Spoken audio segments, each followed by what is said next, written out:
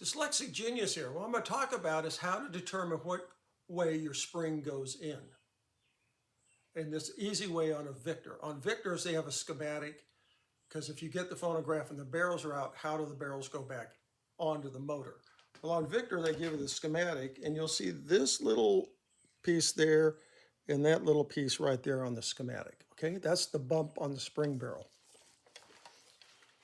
Ones without a bump will have a rounded edge. It'll show you. So then you go,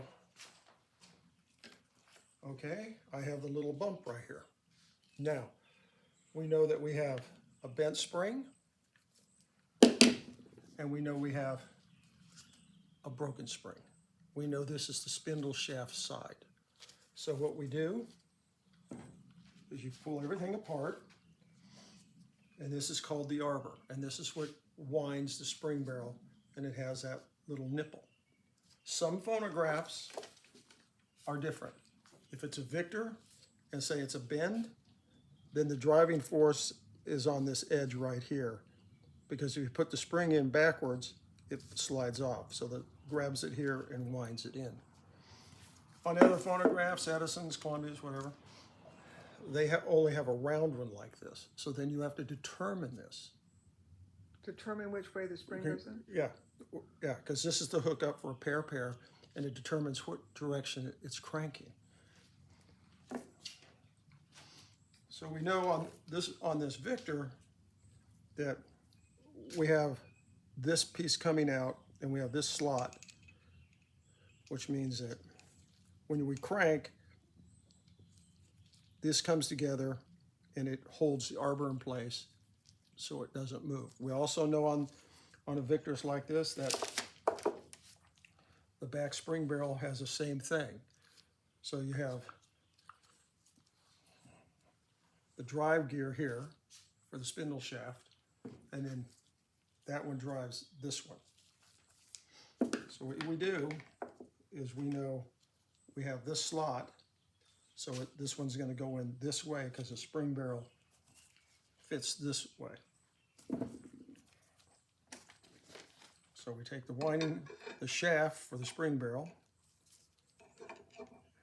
and that slides in here like that. We know that this one hooks up to the barrel, so that one goes in this direction.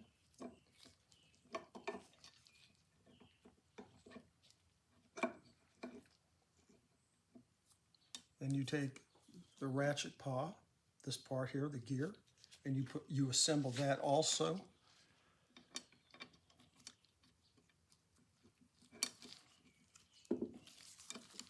This one's a little tight. So we get all that together, and now we can hear the paw clicking as you're cranking. Okay? So now we go in here, and we come around. So that means it went in counterclockwise. So now you grab your spring, okay?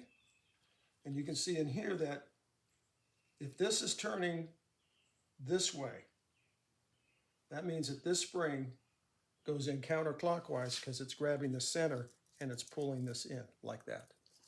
And then you'll go, okay, I have the other barrel. The other barrel was broken, but we can come right up here and we can look at the same way. And you see here, you see where the brake is? And here's the end of the spring. That means that one's going in counterclockwise too. You want to check everything when you do this. So then you do, barrel one, barrel two. Now you're going to put down counterclockwise to put your springs back in. Because if you don't put your springs in the right direction, this is what happens to you.